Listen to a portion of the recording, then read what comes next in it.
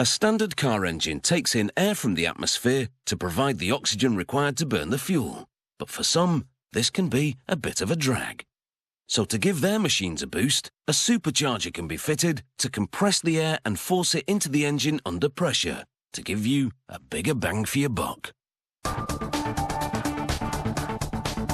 And as we've got the green light, let's go ahead and take a quick spin through how it's made.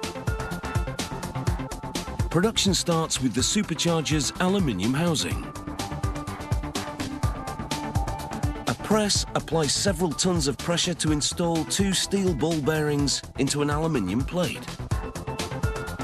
These will enable the supercharger's rotors to spin, compress air, and force it into the engine. A steel cap is then bolted over each bearing, before steel dowels are inserted into holes along the perimeter of the plate and fully seated with a press. The dowels will align with receiving holes on the adjoining housings. A steel ball bearing is now pressed into a plate that will form the front end of the housing. This bearing will enable the supercharger's input shaft to rotate and by doing so, spin the rotors. A rubber lip seal is then pressed onto the top of the bearing to keep oil in and dirt out.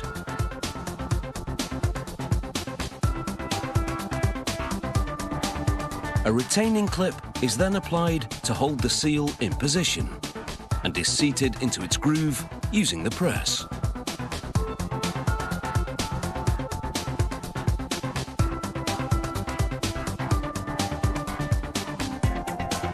Next, the input shaft is inserted.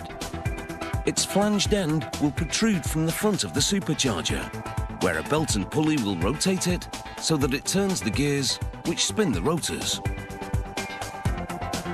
A computer-guided mill machines each rotor from extruded aluminium.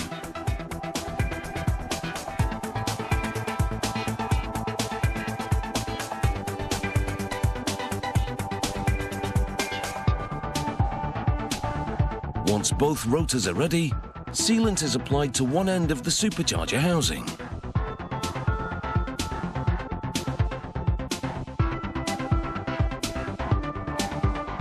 The rear plate containing the 2 bearings for the rotors is then added. The plate is secured to the main housing using socket-headed screws which are tightened with an air driver. The first of 2 rotors is now installed on the other end of the housing, inserting its shaft into the first bearing in the newly attached rear plate. The second rotor is then installed, inserting its shaft into the second bearing in the plate. The second rotor lies perpendicular to the first, which allows the spinning rotors to capture air at the top of the housing, compress it, and force it downwards into the bottom of the housing. The housing is then closed with another plate, which also contains bearings for the rotor shafts. However, on this end, the shafts protrude beyond the bearings so that they can receive gears. The housing containing the input shaft will be attached to these, which, driven by the belt and pulley, rotates the gears to spin the rotors. The supercharger is now ready for a performance test. A dynamometer assesses the ratio of speed to airflow to ensure the rotors are compressing air efficiently and are outputting the required amount of thrust. If the rotors pass the test, the aluminium housing is then hand-polished to a gleaming finish.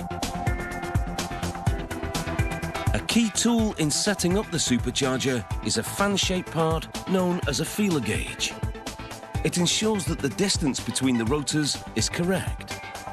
If the rotors are too far apart, they won't compress the air adequately, while if they're too close together, they can jam.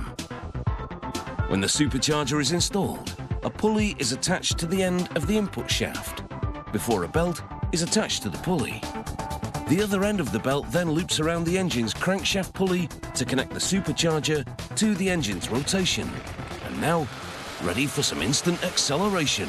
Pedal to the metal and go. Glad those aren't my tyres.